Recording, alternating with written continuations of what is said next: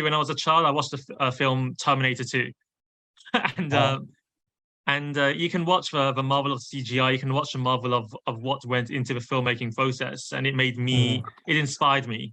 It made me realize that the limits of the imagination is what limits what films that can be made.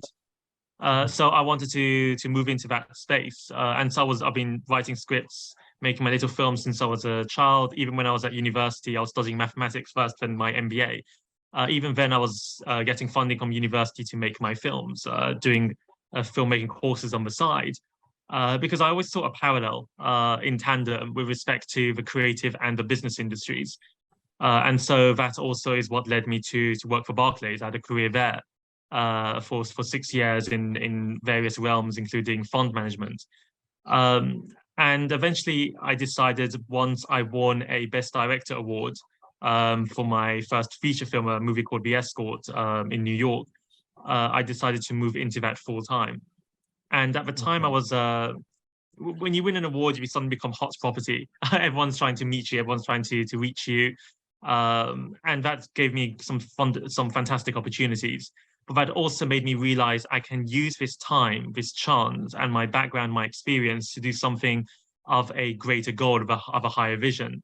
And as a Mm, fan of Hong Kong cinema, Asia cinema as a whole, but specifically and particularly Hong Kong cinema, my vision was to support the resurgence of the industry, make it big again, make it relevant again to the international markets. Because for the past 15 years, it's slid down. I would say Korea has overtaken it, Japan's overtaken it, Taiwan, and so forth. During my career at Barclays, one of the things I did was in film finance. So we'd cover due diligence. We'd have producers coming in with a slate of film and series, and we decide what we'd invest in. And they would, I mean, the bank would literally give you 60 to 120 million pounds to fund these projects. And I'm always thinking, I wish it was coming to my to my productions. If only due diligence would prevent me from doing that. But it also meant that that same traditional method is what I use today with these projects, is what I do with my production company. So in my case, I'm always looking at the IP. I'm always looking at how we can optimize it. It's also looking at the markets and the audience demographics and what do they want. It's also essential that it's not limited to one audience. So when I make these projects in Hong Kong, I never consider it as it has to only be for a local audience, because the reality is you're not going to make your money back in most cases. Because we have to take into account that the Hong Kong population is really 7.5 million people. It's I mean it's tiny. And when you break that down to factors, to ages, a genre, you might not like a horror movie, you might not like a comedy, even politics, and that audience becomes more and more niche.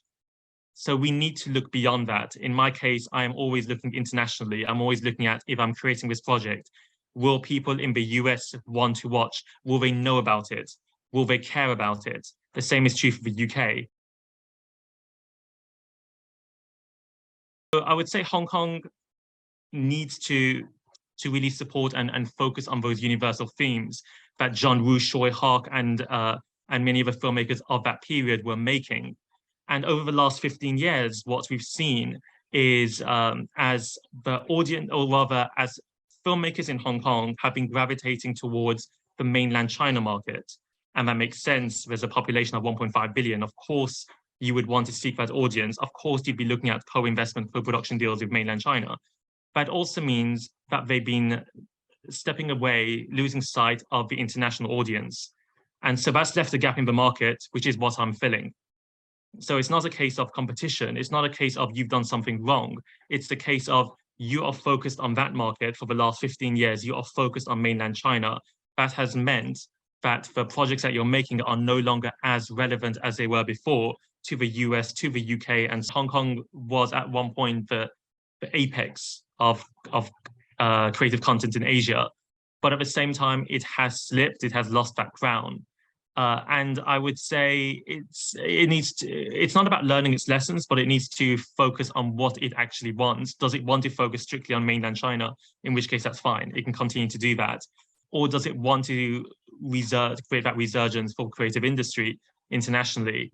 In which case, they need to start looking at what the others are doing. Stop comparing yourself to other Hong Kong production companies and start comparing yourself to Korea, to Taiwan, and those entities, those nations, which are doing this a fantastic job in really getting their content seen by audiences around the world. In the case of Korea, many of the producers and directors of the filmmaking industry in Korea for the last few years, I would say for the last 2 decades, they've been gaining their education in the West. They've been going to USC, they've been going to film schools in New York and LA and so forth. And they've been bringing that mindset, that mentality, and creating homegrown dramas, homegrown movies, projects that really appeal to their domestic audience, but at the same time have an international flavor. Shows like Crash Landing on You. The premise itself is very much focused on Korea, but at the same time, you can move that, you can shift that story of a South Korean and North Korean falling in love and shift it to the US-Mexico border, to Israel and Palestine. There's so much that you can do with that, and that's why it really galvanizes you. It has those universal themes. And I feel many of the projects made in Hong Kong today lack that. I watch Hong Kong movies. I'm always on the lookout for talent there, for the filmmakers there. So I'm always trying to see what we've got that's new, and I'm always excited by what's being created. At the same time, I'm cognizant of the fact that many of these films are about local issues. They're intended for a local audience, and that's fine. That's important. But that also means that it lacks the appeal internationally. We've seen over the last 5 years that Korean wave, in terms of in the West, BTS, Korean food, of course, Korean dramas and movies have really taken over the world by storm. In Parasite, winning the Best Picture Oscar was a reflection of that. And there's a reason why the social media, absolutely, but also streaming platforms have been looking to foreign content, because this is a new era, I would say. It's a period where people aren't so arrogant towards foreign film, foreign fare, subtitles, and so forth. Shows like Narcos was 90% in Spanish, but it built a large audience, became this big IP.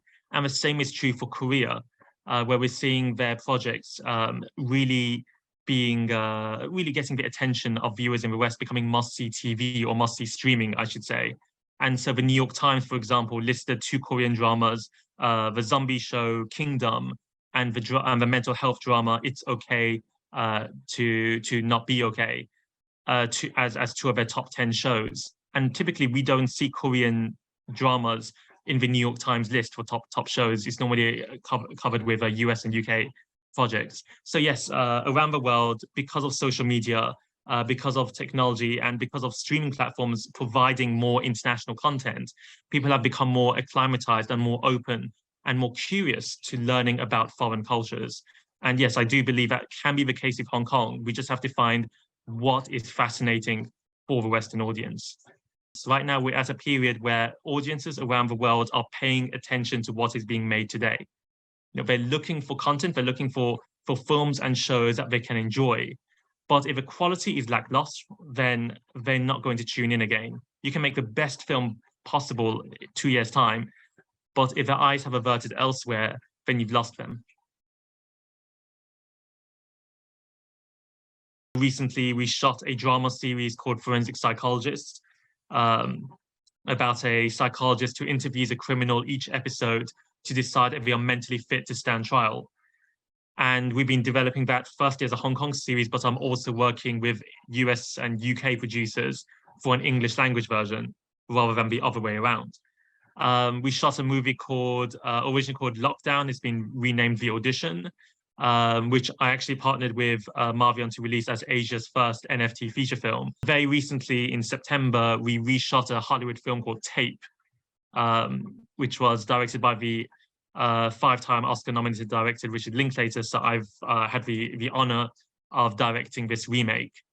And upcoming films which people might have heard of is a major zombie film called Chongqing Mansions with a global cast.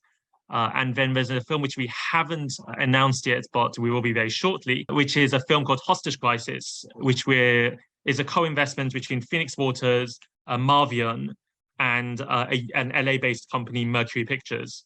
and it's about a group of young Hong Kongers who are robbing a bank in LA to steal the money that was stolen from their parents during the 97 handover. So we're trying to do things that can build a bridge between the East and West.